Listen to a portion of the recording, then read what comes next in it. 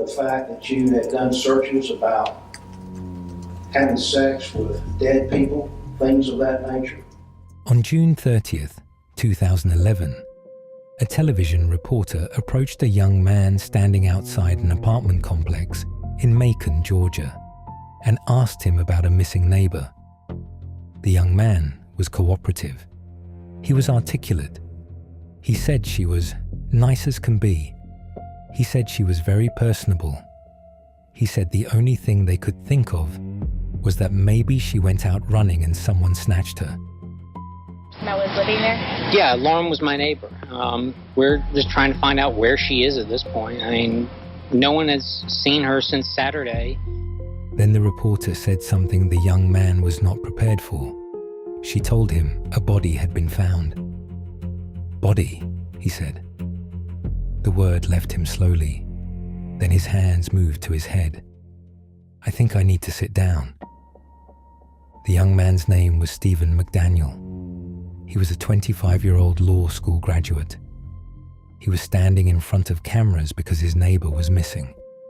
And the body that had just been found was the body of the woman he had killed 4 days earlier. You got your ass on that fucking news and stood out there and gave a media report that her mother saw. You sure stood out there and ran your mouth to the news media, but now you're gonna get out here and you don't fucking know. Dismembered in her bathtub with a hacksaw and placed in a trash can steps from where he was now performing grief. He did not know the torso had been found. He had expected the garbage truck to take it by now. This is the case of Stephen McDaniel, and this is the open file.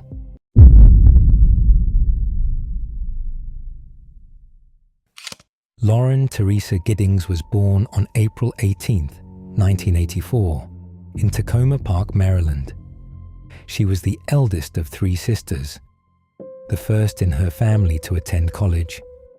By the accounts of everyone who knew her, she was the kind of person who entered a room and changed its temperature.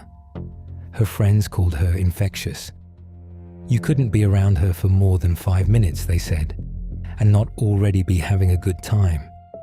She wore pink the way some people wear a uniform, constantly, deliberately, as a statement of who she was. She had a small dog named Butterbean, and she brought him wherever she went. She ran. She went to church. She served as president of the Federalist Society at Mercer University School of Law in Macon, Georgia, where she had enrolled in 2008. By June 2011, Lauren had graduated. She was preparing for the bar exam. She wanted to be a public defender, a lawyer for people who could not afford one. It was the kind of ambition that tells you something about a person, not just what she wanted to do, but who she wanted to do it for. She had recently rekindled a relationship with a man named David, an attorney in Atlanta, 20 years her senior, at whose firm she had previously interned. She had broken things off with a classmate named Joe to pursue the relationship. Joe still cared about her, but Lauren had made her choice, and she was looking ahead to the bar exam, to a career, to a life that was just beginning to take the shape she had spent years building toward it. She was 27. She lived alone in a second-floor apartment at Barristers Hall, a complex across the street from the Mercer campus, in a building full of law students and recent graduates. She had a door jamb sitting by her front door. She had a deadbolt. She had every reason to believe that when she locked her door at night, the world outside it would stay outside. It didn't. Stephen Mark McDaniel was born on September 20th, 1985, and grew up in the suburbs south of Atlanta. By outward measure, he was unremarkable. Academically inclined enough to graduate from Mercer University's law school, quiet enough to escape notice, odd enough that people remembered him afterward. He had lived next door to Lauren Giddings at Barristers Hall since the fall of 2008, 3 years. They were classmates. They were both members of the Federalist Society, Lauren as president, Stephen as vice president. They were neighbors in the narrowest sense. One wall between them, one door each opening onto the same hallway. He was, by the accounts of those who encountered him, socially maladroit. He was on a harmony. He did not get many dates. He told people he was a virgin saving himself for marriage. And yet he kept condoms in his apartment, which would later become a significant detail. He wore the same pair of underwear for more than 1 day at a time, a fact he volunteered during his police interrogation, as though it were the kind of thing a person simply explains. He stockpiled food and energy drinks. He called himself a survivalist. He was planning to move back in with his parents when his lease expired in 2 weeks. What no one knew, what no one could have known without looking inside his computer, was that Stephen McDaniel had been posting on internet forums about his hatred of women, about his desire to torture them, about murder, mutilation, and how to get away with it. His laptop contained sadistic pornography depicting exactly what he would eventually do. It also contained something worse. Videos he had taken himself, at night, through Lauren Giddings' window, recording her as she moved through her own apartment, unaware that she was being watched. He had been watching her for months, and on the night of June 25th, 2011, he filmed her through her window one last time. The same night, he would return to kill her. The distance between watching and doing is not as large as people want it to be. Stephen McDaniel crossed it at 4:30 in the morning. The last weekend of Lauren Giddings' life began on Friday, June 24th. She went out with friends to a local bar, a last hurrah before the bar exam, the kind of evening that law students schedule between the end of classes and the beginning of everything else. She was with her friend Ashley Muller. Afterward, they returned to the apartment of Lauren's ex-boyfriend, Joe. Lauren stayed the night. She left Saturday morning to visit the pool at a nearby country club. Bank records placed her at the country club on Saturday, June 25th. At 6:08 p.m., her card was used at a Zaxby's restaurant in Macon. These are the last documented movements of Lauren Giddings' life. At 10:13 that night, Lauren sent an email to David, the man she was seeing. She told him that someone had been trying to break into her apartment the previous night. She knew. Something had told her that the boundary between her home and the world outside it was not as solid as she had believed. She typed the email and sent it to the man she trusted, and then she went to sleep. And the person who had been trying to break in was one wall away, in the apartment next door. And he was watching her through her window, and he was recording what he saw, and he had a master key. What Lauren Giddings could not have known was that the man who was trying to break into her apartment had already been inside it. He had a master key to every unit in Barrister's Hall. He had a key cut specifically for her door. He had been entering her apartment while she was out. He had been taking things, condoms from other neighbors' apartments, and perhaps from hers, and items that would later be found in his dresser. She knew something was wrong. She sent the email. And then the night deepened, and she went to bed. And at 4:30 on Sunday morning, Stephen McDaniel used that master key to let himself in. According to McDaniel's own account, given as part of his plea deal 3 years later, at approximately 4:30 a.m. on Sunday, June 26, 2011, he used the master key to enter Lauren Giddings' apartment. He was wearing a mask. He was wearing gloves. He strangled her with his hands in her bedroom. She was asleep. or nearly asleep, or awake for long enough to know what was happening and not long enough to stop it. The details are his, and his alone, because Lauren Giddings did not survive to give hers. After he killed her, he left, and then he came back.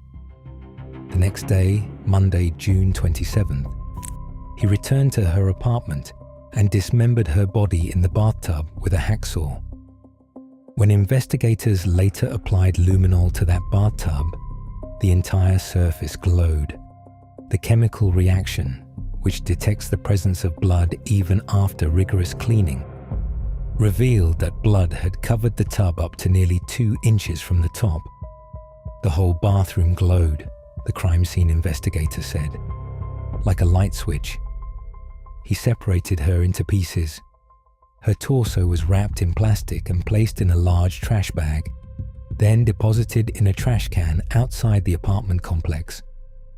The rest of her head, her limbs, the parts that made her recognizable as Lauren Giddings and not a statistic, were discarded in dumpsters elsewhere on the Mercer campus. McDaniel believed the garbage trucks would come. He had searched for the information. What time do Macon garbage trucks pick up trash? It was on his computer. He expected the torso to be collected and taken to a landfill, buried under tons of waste, never to be found. The garbage trucks did not come. Not before a crime scene investigator followed a foul odor to a trash bin and opened the bag and reached inside and felt what should not have been there. On the morning of Thursday, June 30th, Macon police crime scene investigator Steve Gatlin arrived at Barristers Hall to search for clues about the missing woman. As he left the building, he detected a foul odor in the breeze. He followed it to a trash bin steps from the apartment complex. Inside were 2 trash bags. The larger one contained human remains. Lauren Giddings' torso was found wrapped in plastic in a trash can outside the building where she had lived and died. By that afternoon, the local news station WGXA had sent a crew to Barristers Hall. They were there to report on a missing woman. They did not yet know that the case had changed, that a body had been found, that a disappearance was now a homicide. Stephen McDaniel was standing outside the building. He was cooperative. He was willing to talk. The reporter asked him about Lauren. "We don't know where she is," he said. "The only thing we can think of is that maybe she went out running and someone snatched her. One of her friends had a key. We went inside and tried to see anything that was amiss. She had a door jamb that was sitting right by it, so there was no sign that anyone broke in." That was living there? Yeah, Lauren was my neighbor. We're just trying to find out where she is at this point. I mean, no one has seen her since Saturday. I mean, the last time anyone heard from her was an email that she sent out, and no one's heard from her since. Did you see her hang out with anyone at the time, anything like that? I mean, no one has seen her since Saturday. I haven't seen anything. I mean, you always hear noise outside, but it's just people walking by pretty much. I mean, she's as nice as can be. I mean, very personable, very much a people person. Do you know anybody any enemies she might have had, somebody that might want to hurt her? No, we don't know where she is. I mean, the only thing we can think is that maybe she went out running and someone snatched her. Because we went over. One of her friends had a key. We went inside and tried to see if there was anything amiss. But I mean, she had a door jamb that was sitting right by it, so there was no sign that anyone broke in. I mean, the door was locked when everyone got here. What about in the parking lot area? I know they've been doing a lot of. I think that's where they have recovered the body or whatever they recovered from there. Body. Had you heard? Had you seen anything there? Had you seen anything there? I mean, we don't know if this is the same person. You know what I mean? Like, they took out a body there earlier. We don't know if it's the same person or not. So that's why we're trying to ask people if they know who lived there. Are you okay, sir? I think I need to sit down. Okay. He spoke like a man who knew the details. Because he was a man who knew the details. He knew there was no sign of forced entry because there was no forced entry. He had used a key. He knew the door jamb was by the door because he had stepped past it. He was narrating the absence of evidence he had created. Then the reporter told him that a body had been discovered. "Body," he said. The word stretched.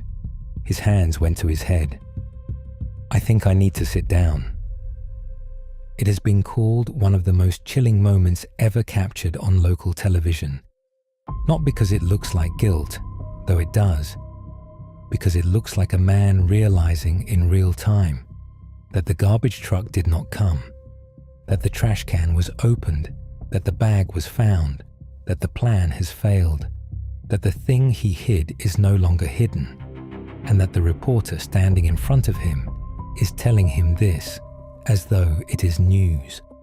It was not news to him. It was catastrophe. Later that same day, McDaniel was taken to the Macon police station, along with Lauren's other neighbors. His interrogation lasted more than 12 hours, stretching into the early hours of July 1st.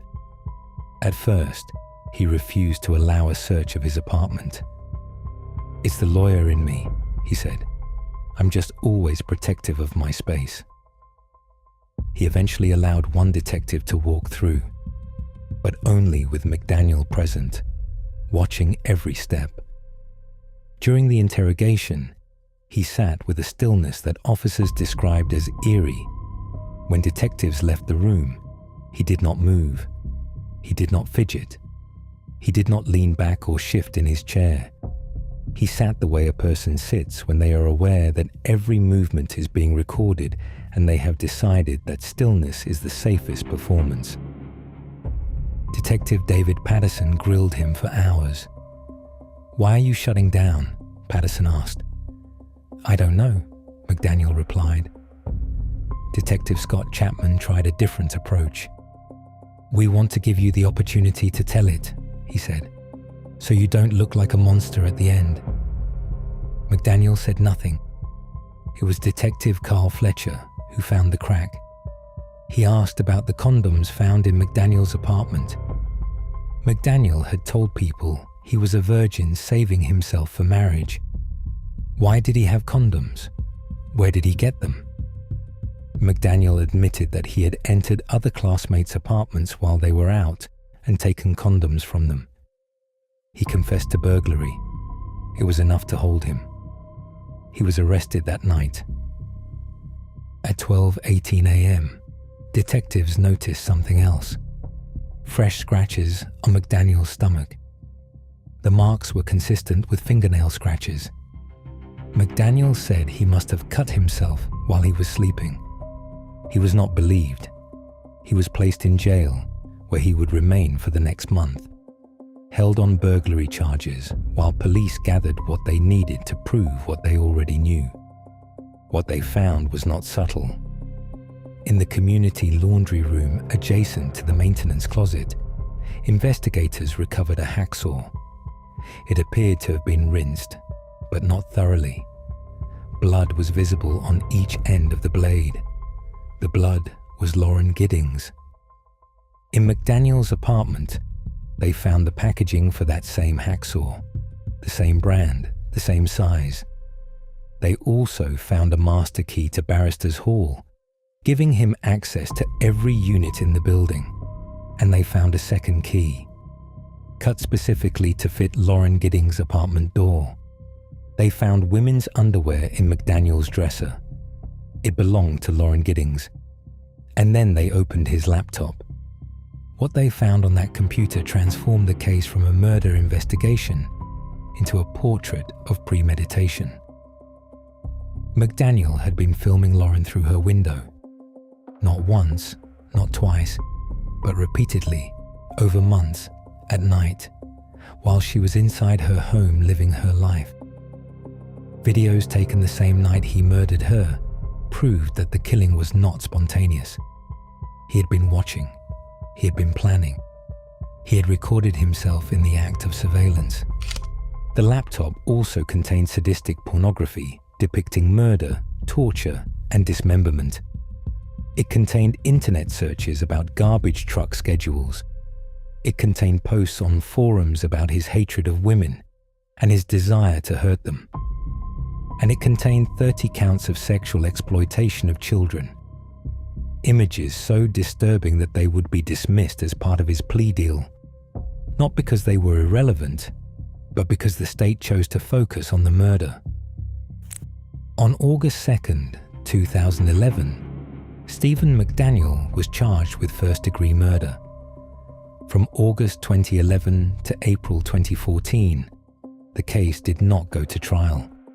Nearly 3 years passed, years of legal maneuvering, of motions and continuances, of a defense team trying to keep evidence out, and a prosecution building a wall so high that no argument could climb it.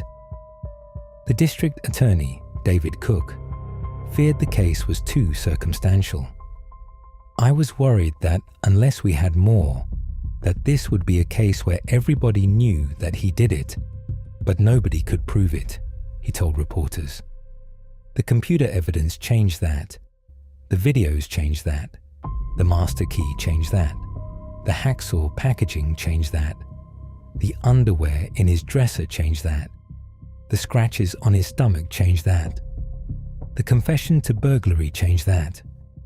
What was circumstantial became a constellation, each piece pointing to the same conclusion from a different angle. The way stars that appear scattered in the sky form a shape when you step back far enough.